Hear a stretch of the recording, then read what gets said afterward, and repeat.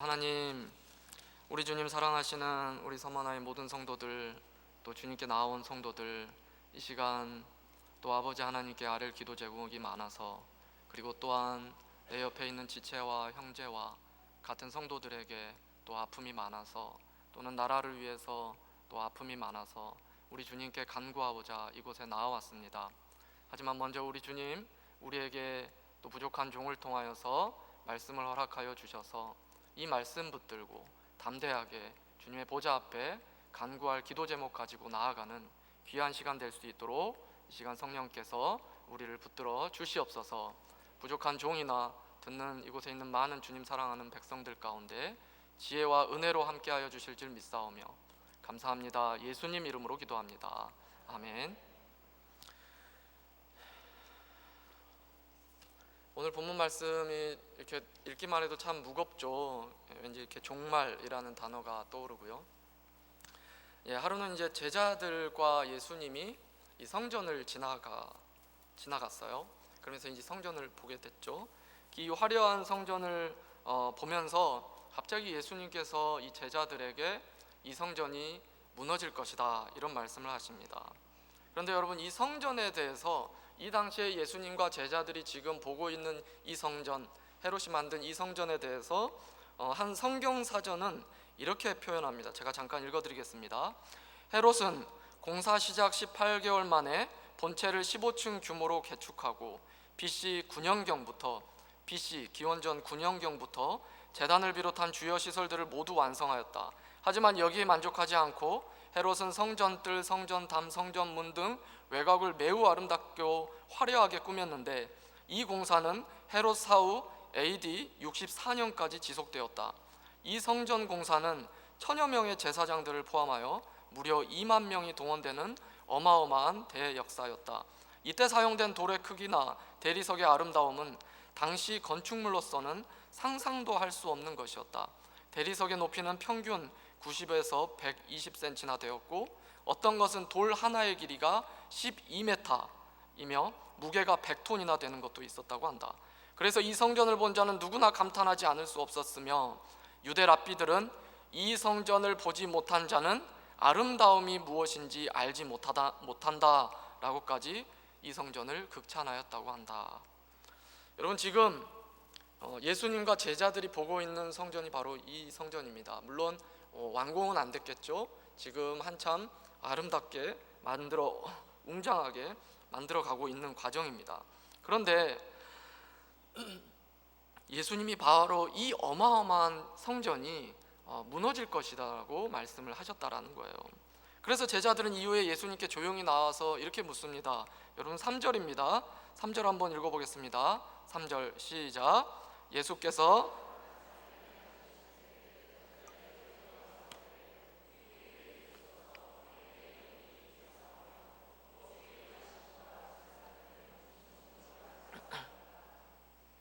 지금 제자들은 예수님에게 두 가지를, 크게, 사실 세 가지라고도 말할 수 있는데 크게는 두 가지를 묻는 겁니다. 한 가지는 성전이 무너지는 일이 도대체 언제 발생하는지, 그리고 또 한 가지는 종말에는 무슨 징조가 있는지.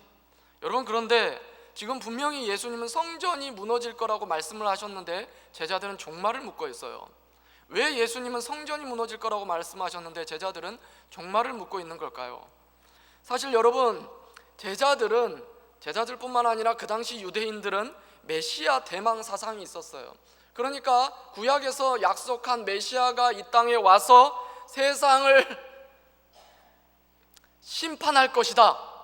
그런데 제자들 입장에서 이토록 웅장한 성전이 무너진다면 그것은 틀림없이 메시아가 와서, 그들은 이제 예수님을 생각을 했겠죠. 이 메시아의 사역으로 인한 세상이 끝날 때 종말의 때일 것이다 라고 생각했다라는 거예요. 그러니까 이 성전이 무너지는 것은 분명히 종말의 때일 것이다 라고 생각했기 때문에 그들은 예수님이 성전이 무너진다라는 말씀 앞에 종말의 때까지 물었다라는 것이죠. 그럼 주님이 말씀하시는 그에 대해서, 종말의 징조에 대해서 오늘 말씀하고 있습니다. 많은 사람들이 관심을 갖고 있는 종말의 징조입니다. 우리 한번 종말의 징조, 예수님이 말씀하신 종말의 징조가 무엇이었는지 한번 나눠보겠습니다. 먼저 예수님은 종말의 때에 미혹하는 자들이 많을 것이다 라고 말씀하십니다. 4절은 제가, 5절은 여러분들이 한번 읽어보겠습니다. 예수께서 대답하여 이르시되 너희가 사람의 미혹을 받지 않도록 주의하라.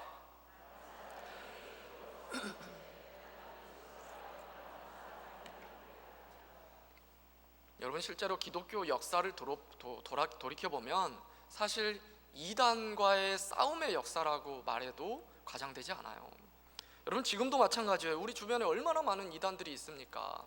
뭐 가까운 데에도 안타깝지만 뭐 하나님의 성회, 뭐 신천지, 또 뭐 통일교, 이제 뭐 통일교는 뭐 거의 오래된 이단이라서 뭐 하나의 종교처럼 자리 잡은 느낌도 되고, 뭐 제7일 안식일교, 그리고 서울에서 수도권 내에서 많은 여자 대학생들을 이렇게 포섭하는 정명석의 JMS. 여러분, 현대정교에서 예전에 대한민국에서 자기가 자칭 재림예수다 또는 보혜사다라고 주장하는 사람들이 한 50명 된다고 했어요. 그런데 여러분, 이게 무려 20년 전 데이터입니다. 20년 전에 자기를 보혜사 또는 재림예수다라고 주장했던 사람이 50명이면 지금은 더 많겠죠. 즉, 그런데 지금 이 많은 이단의 출현은 종말의 징후다라고 지금 성경이, 지금 예수님이 말씀하고 있다라는 거예요. 갑자기 이단 얘기가 나와서 그러는데, 교회 밖에서 성경 공부는 여러분 조금 제가 과하게 표현하면 100% 이단이라고 생각하시면 됩니다. 교회 밖의 성경 공부는 절대로 건전하지도 않고요, 안전하지도 않습니다. 여러분 상식적으로 생각을 해보세요. 건전한 목회자가 왜 굳이 자기 양떼도 돌보기에도 그렇게 바쁠 텐데 남의 양떼 신경 쓴다고 성경 공부 가르쳐 준다고 접근하겠습니까? 그죠? 그러니까 여러분들에게 어떤 분들이 뭐 말씀 참 잘 가르치는 목사님이 있다, 전도사님이 있다, 어쩌다가 들어온 선교사님이 있다, 이런 말 들으면요 100% 이단이라고 생각하면 됩니다. 아무리 가까운 지인이 그런 말을 해도 정말로 미안하지만 이단입니다. 왜요? 대부분 이단이 그런 식으로 접근하기 때문에요. 여러분, 교회 밖의 성경 공부는 안전하지 않은 줄로 알고 우리 서머나 아카데미 많이 활용해 주시기 바랍니다. 계속해서 첫 번째, 이단의 출현이었습니다. 예수님이 말씀한 종말의 징후. 두 번째는 예수님이 말씀하신 종말의 징후는 난리와 난리로 표현된 전쟁이라고 말할 수 있어요. 6절과 7절인데요 6절은 제가, 7절은 여러분들이 읽겠습니다. 난리와 난리 소문을 듣겠으나 너희는 삼가 두려워하지 말라. 이런 일이 있어야 돼. 아직 끝은 아니니라. 7절.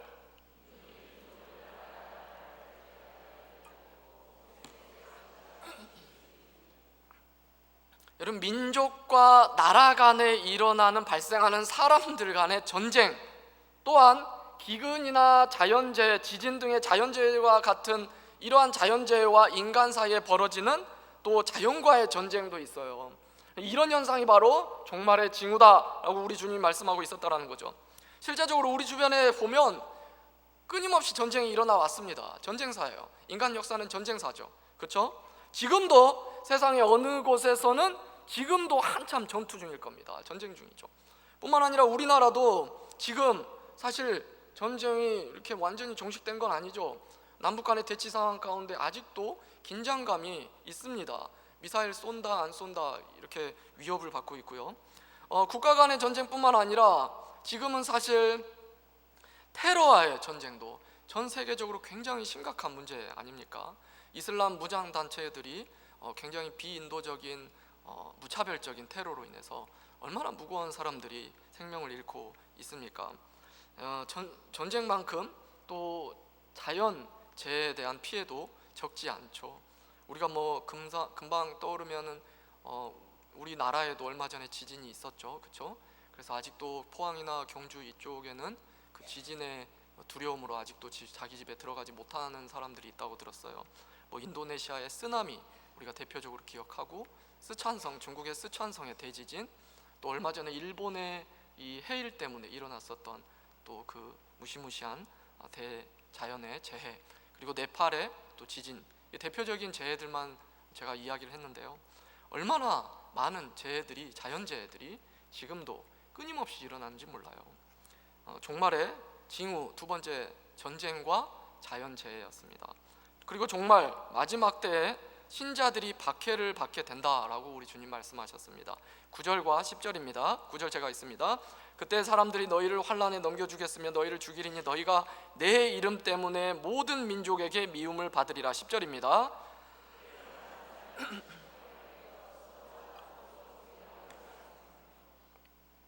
여러분, 실제적으로 교회사 가운데 또 얼마나 많이 또 신자들이 박해와 핍박 가운데 순교해 왔는지 몰라요. 그렇죠?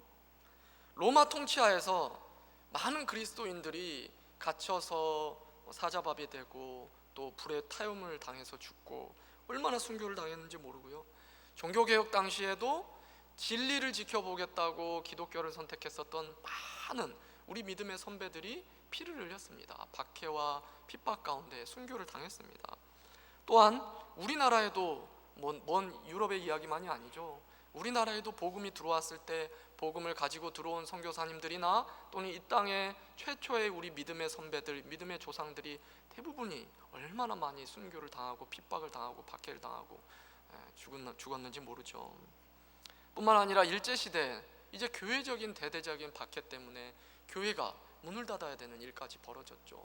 일제에서 독립하고 나면 좋을 줄 알았더니 6.25 터져서 공산당에 의해서 또 얼마나 교회가 짓밟힘 당하고 교인들이 그들 입장에서는 종교가 아편이기 때문에 죽임을 당했는지 모릅니다. 끊임없는 세상의 역사뿐만 아니라 우리나라의 역사를 돌아봐도 기독교인은 순교와 박해와 핍박으로 얼룩진 역사가 있다라는 것이죠. 세 번째, 마지막으로 마지막 때 종말에는 거짓과 불법이 많아진다는 것입니다. 11절과 12절을 여러분들이 함께 한번 읽어주시겠습니다. 11절, 12절입니다. 시작.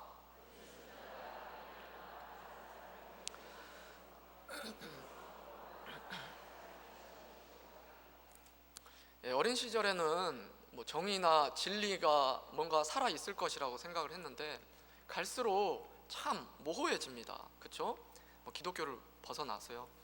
똑같은 사건에 대한 기사인데 언론사에 따라서 완전히 다르게 평가를 받습니다.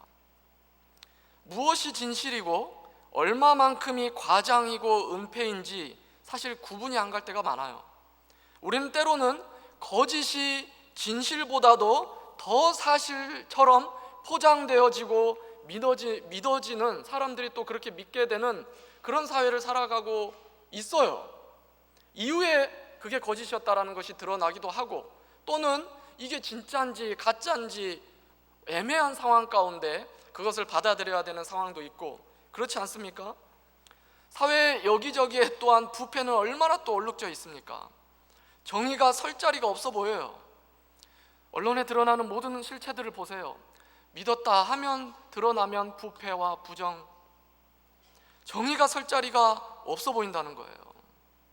그리고 심지어는 정말로 안타깝게 교회마저도 그런 언론의 뉴스 기사거리로 등장을 하죠. 그것 때문에 사랑이 넘쳐야 할 교회는 분열하고 분쟁하고 갈라지는 안타까운 모습을 보이게 되고요. 복음의 열정으로 뜨거워져야 할 성도의 마음들은 이러한 한국교회와 또 교회와 또는 목회자들과 교계의 지도자들과 성도들, 믿음의 선배들이라고 하는 성도들의 같은 성도들의 이러한 실수들과 부조리를 보면서 마음에 끔찍한 냉소가 생깁니다. 냉소. 목회자를 봐도 존경감이 잘 안 생겨요. 안타깝게도. 교회를 봐도 기대감이 잘 안 생겨요. 안타깝게도. 싸늘한 냉소감이 생겨버린다라는 것이죠. 이것이 이런 거짓과 불법 그리고 사랑이 식어지는 현상이 우리 주님 말씀하신 종말의 또 한 가지의 징조다라는 것입니다. 이렇게 주님은 제자들에게 세상 끝, 즉 종말의 징후를 지금 말씀하시고 있는데 신자를 미혹하는 무리들의 출현, 그리고 전쟁과 자연재해, 그리고 신자들에 대한 박해와 거짓과 불법의 성행, 이것이 바로 종말의 징조다라고 우리 주님이 지금 제자들에게 말씀하셨다라는 겁니다. 그런데 여러분, 우리는 오늘 이 예수님의 말씀을 보고 절대로 오해해서는 안 돼요. 주님이 제자들에게 이런 현상을 종말의 징조라고 하셨기 때문에, 이러한 현상들은 종말의 징조라고 하셨기 때문에 실제로 우리 주변에서 일어나는 이런 현상을 보고 주님 오실 날, 즉 세상의 끝이 시간적으로 임박했다라고 봐서는 절대 안 된다라는 거예요. 예수님이 이것이 종말의 징조다라고 말했기 때문에 이것이 진짜 우리 주님 다시 오실 그 시간적인 종말의 임박으로 생각해서는 큰 오해가 있을 수 있어요. 상식적으로 생각해 볼까요? 우리 주님이 분명히 종말의 임박, 이게 진짜 시간적으로 종말의 임박이라면 여러분 2000년이 지났어요. 우리 주님 말씀하시고 이 말씀을 하시고, 그럼 예수님이 거짓말쟁이가 되는 겁니다. 여러분, 미혹하는 무리들의 출현, 전쟁과 자연재해, 거짓과 불법이 성행하는 사회적 모습들, 이런 현상들의 발생은 예수님께서 이 말씀을 하신 이후부터 지금까지 전 세계 곳곳에서 계속되고 있는 현상들이라는 겁니다. 그죠? 아까 말씀드린 대로 24장 36절 이렇게 말합니다. 24장 36절, 여러분들이 한번 읽어보실래요? 읽어보시겠습니다. 36절 앞에 나옵니다. 시작.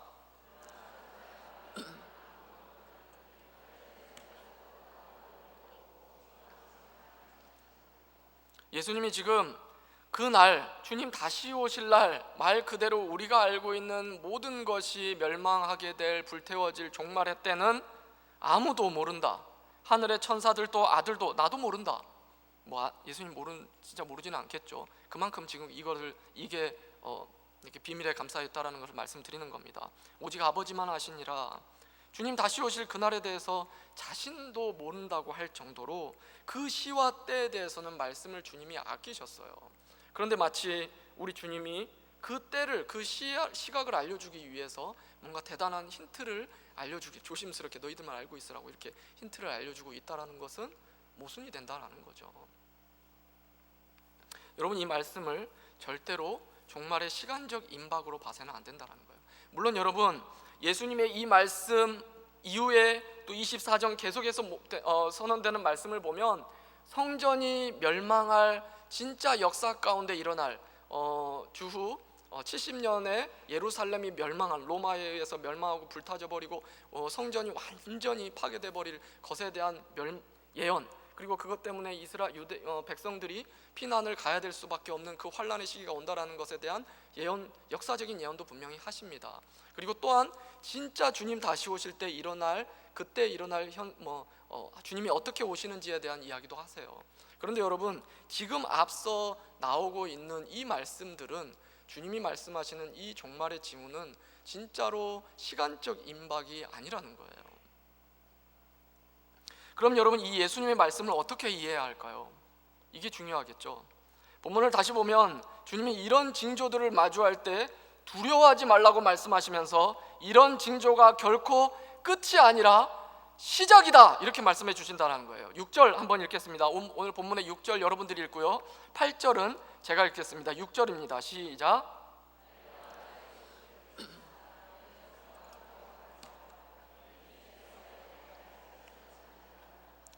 이 모든 것은 재난의 시작이니라, 이렇게 말씀한다는 거예요.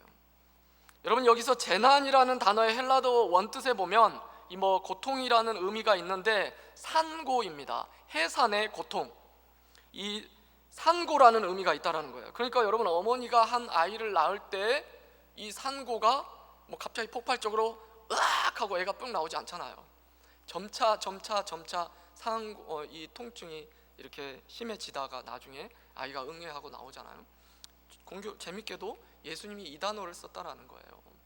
지금 이 시기에 일어나는 이 모든 징조는 마치 아이를 해산하는 어머니들의 산고와 같다. 고통이 임하고 어느 시기에 아이가 나오는 것처럼. 무슨 말입니까? 생명의 탄생을 위해 산고가 있듯이 이 땅에 예수님 다시 오시고 영원한 생명과 평화와 안식을 누리게 될 하나님 나라 완성되기까지 분명히 앞서 말한 징후들을 비롯한 어려운 시기가 이 땅에 있는 것이라는 거죠. 분명히 주님 다시 오실 때 하나님 나라 완성될 그 시기까지 성도들에게 어려움이 될 수밖에 없는 이러한 징조들이, 이러한 어려움들이 있는 시기가 있을 것이다 라는 거예요.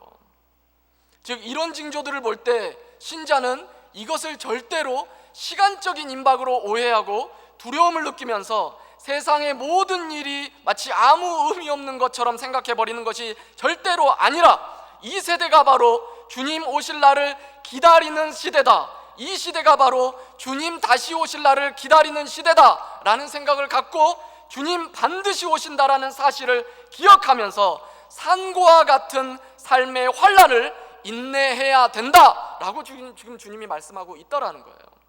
이러한 징조들이 볼 때마다 주님 내일 온다, 모레 온다 이렇게 예상할 것이 아니라, 이 징조들을 볼 때마다 우리 주님은 반드시 온다라는 것을 생각해야 된다라는 겁니다. 나에게 이런 것들이 어떤 어려움으로 다가온다고 해도 우리 주님 반드시 오신다, 이 사실을, 이 징조들을 보고 기억하라 라고 주님이 말씀하고 있다라는 거예요. 그러니까 여러분 정리하면, 이 오늘 주님이 말씀하신 종말의 징조는 절대로 시간적 종말의 임박이 아니라 상황적 종말의 임박이라는 거예요. 이러한 상황들이 있다, 시기가 문제가 아니라 상황을 보여주는 것이다 라는 것이죠. 반드시 주님 다시 오신다라는 것을 알려주기 위한, 그것을 생각하라고 주님이 말씀하신, 주님이 보여주는, 말씀하신 것이다 라는 것입니다. 우리 13절 다 같이 한 목소리로 다 읽겠습니다. 13절입니다. 시작. 예수님 믿는 신자는 결국 이 땅을, 삶을 잘 마칠 때 영광스러운 하나님 나라의 평화와 안식을 경험하게 된다라는 것입니다. 그럼 여러분, 단순히 신자는 우리의 삶은 그 끝을 기다리며 수동적으로 인내하는 것일 뿐일까요? 그저 기다리기만 하면 되는 걸까요? 우리 주님 반드시 오신다라는 것을 믿고 그저 기다리라고만 주님이 말씀하셨을까요? 아닙니다. 주님이 이것을, 이 징후들을 볼 때마다 우리 주님 반드시 오신다라는 것을 기억하며 이것을 하라 이렇게 말씀하셨죠. 이것 하라는 것을 기억하라는 겁니다. 우리 다 같이 14절 우리가 함께 읽겠습니다. 14절입니다. 다 같이 시작. 이 천국 복음이 모든 민족에게 증언되기 위하여 온 세상에 전파되리니 그제야 끝이 오리라. 이 땅의 산고의 끝은 복음이 모든 민족에게 증언되기 위해서 온 세상에 전파될 때라고 말하고 있습니다. 산고의 끝은, 그 어려운 시기에 모든 것이 종료되는 그 끝은 복음이 모든 민족에게 증언되기 위해 온 세상에 전파될 때라고 지금 주님이 말씀하고 있다라는 것이죠. 이것은 여러분 단순히 우리가 그 날만을 기다리라 이런 말이 아니겠죠. 무엇을 하라는 겁니까? 앞장서서 모든 삶의 현장에서, 그것이 가정이 됐든 직장이 됐든 학교가 됐든 교회가 됐든 모든 삶의 현장에서 주님 다시 오실 날을 기다리고 기대하면서 복음을 스스로가 살아내고 복음으로 살아가며, 또한 우리가 살아내는 그 복음의 증인이 되라, 복음을 전하는 자들이 되라 라고 우리 주님이 말씀하고 있다라는 겁니다. 이것이 바로 주님 다시 오심을 기다리는 성도의 삶의 모습이다 라고 주님이 말씀하고 있다라는 것이죠. 막연히 쳐다보는 게 아닙니다. 주님 우리에게 복음으로 살아내고 복음을 전하는 삶을 살 때 비로소 내가 올 것이다 라고 말씀하셨다라는 것이죠. 이것이 바로 종말의 시대를 살아가는 성도가 주님 다시 오실 날을 기다리며 마땅히 해야 할 사명이라는 겁니다. 물론 여러분, 말처럼 쉽지 않죠. 복음을 살아내는 것, 복음을 전하는 것, 그게 어떻게 쉽습니까? 성도로 삶을 산다는 것 자체도 굉장히 쉽지 않습니다. 그래서 본문은 이 종말의 시대의 삶이, 그 모든 징후들이, 여기에 드러나지 않는 그 모든 것까지 재난 또는 산고 이렇게 표현했다라는 거예요. 무슨 말입니까? 주님이 말씀하시는 종말의 이 모든 징후들은 우리 주님 오셔서 다시 오실 그 시기에 모든 성도들이 경험해야 할 삶의 모든 아픔, 고난, 환난, 어려움의 요소들이다라는 거예요. 그런데 이것을 마주할 때마다 무엇을 기억하라고요? 주님 반드시 오신다. 그리고 또 한 가지, 내가 복음으로 살아내야 된다. 그리고 나에게서 복음이 흘러나가야 된다. 이것을 기억하라는 겁니다. 쉽지 않죠? 여러분들의 삶은 어떻습니까? 참 쉽습니까? 여러분들의 삶이 그리스도인으로서 산다는 것, 제가 보기에는 여기에 계신 여러분들이 뭐 그렇게 결코 녹록해 보이지는 않아요. 삶이. 왜냐고요? 물론 정도의 차이는 있겠지만 만약 여러분들이 그저 삶에 아무 문제가 없고 삶이 평안하고 그저 다른 거 신경 쓸 게 아무것도 없었다면 조금 외람된 표현이지만 이 늦은 밤 여기에 이렇게 나오지 않았을 것 같아요. 그죠? 각자가 기도할 게 참 많습니다. 정말로 힘든 기도 제목을 갖고 나온 분들도 분명히 있을 거예요. 뭐 부끄럽지만 저라고 다르겠습니까? 저도 마찬가지입니다. 하나님 앞에 나아갈 때마다 또는 우리 주님 생각할 때마다 참 마음 아픈 게 많아요. 부모님 편찮으신 부모님 생각할 때마다 참 나는 아들 구실 제대로 한번 못한다 라는 게 얼마나 마음 앞에 아프게 생각되는지 모르고요. 뭐 자녀들이나 아내를 생각할 때 뭐 고마움도 있지만 또 미안한 마음이 또 얼마나 많은지 모릅니다. 특별히 또 사역 가운데 이 사역적인 무능력함, 역량이 부족함, 지혜가 부족함을 볼 때마다 이 사역의 어떤 능력의 제 밑바닥이 보일 때마다 얼마나 괴로운지 모릅니다. 특별히 청년들 신방을 하다 보면요, 개개인마다 어떻게 이렇게 많은 아이들이 이렇게 여러 모습으로 마음의 상처나 마음의 아픔이나 또 여러 가지 문제 어려움들이 있는지, 그런데 여러분 그것을 듣고 있으면서도 제가 어떻게 도와줄 수 있는 게 전혀 없을 때 얼마나 이 무기력감에 또 좌절되고 또 마음이 괴로운지 모릅니다. 그래서 주님 앞에 나아갈 때마다 이 무능력과 무력감 때문에 얼마나 눈물이 나는지 몰라요. 참 힘들죠? 저만 힘든가요? 저만 힘들군요. 참 힘들죠. 왜 우리는 이렇게 힘든 걸까요? 그런데 여러분, 사실 우리가 왜 힘든 걸까라는 것을 이 시간 이야기하지는 그것을 다루는 시간은 아니에요. 그런데 여러분, 삶이 힘들다면, 그것은 우리의 삶에 문제가 많다면, 삶이 힘들다면 어떻게 성도로서 사는 내가 이렇게도 고통스러운 면이 많을까라고 생각된다면 그것이 우리 성경은 말합니다. 그것이 지극히 정상이다. 죄 많은 이 땅에 살아간다라는 것 그 자체가 비참함입니다. 죄악된 세상을, 가득한 죄로 가득한 세상을 살아가는 것 자체가 비참함이에요. 이 세상이 비참의 요소들이 너무나도 많아요. 특별히 죄 많은 세상에서 거룩을 추구하는 성도들의 삶에 있어서는 그 삶 자체가 한순간 한순간이 환난이고 박해이고 핍박이고 고난이라는 거예요. 얼마나 어려움을 여러분들이 직장과 또는 가정에서 또는 자녀 교육의 현장에서 때로는 교회에서 여러분들이 겪게 됩니까? 낮아져야 되고 죽어야 되고 나눠져야 되고 핍박받아야 되고 참아야 되고 가슴이 썩어 문드러져야 되고. 그래서 여러분, 바울도 우리에게 이렇게 말씀하셨죠. 빌립보서 1장 29절입니다. 여러분들 다 잘 아시는 말씀인데 우리 다 같이 한번 읽겠습니다. 시작. 그리스도를 위하여 또는 그를 위하여 고난도 받게 하려 하심이라. 아멘. 여러분, 예수 믿으면 다 잘 된다, 우리가 원하는 말이지만 이것이 얼마나 비복음인지 몰라요. 그렇죠? 주님 뵙기 전까지 산고의 세월이 있는 것이 지극히 정상이라는 거예요. 우리 주님이 지금 그것을 말씀하고 있는 거예요. 너희들 주님 다시 뵐 때까지 이 땅의 삶은 종말을 살아가는 자들이다. 환난과 박해와 모든 것이 너희들에게 산고와 같다. 그러나 우리는 우리 주님 말씀하신 그 징조들을 볼 때마다, 그리고 이 땅의 삶이 산고와 같은 고통을 준다고 해도 주님 반드시 다시 오심을 기억하며 인내해야 할 것입니다. 할렐루야. 우리 주님이 우리에게 남겨준 사명이기 때문이에요. 단순히 절대로 수동적인 기다림이 아니죠. 우리가 바로 복음을 살아내고 복음을 전하고 또는 그 전하는 자들을 돕고 기도하는 것이 우리의 주님이 남겨준 사명이라는 겁니다. 우리에게 남겨진 십자가를 지는 삶이죠.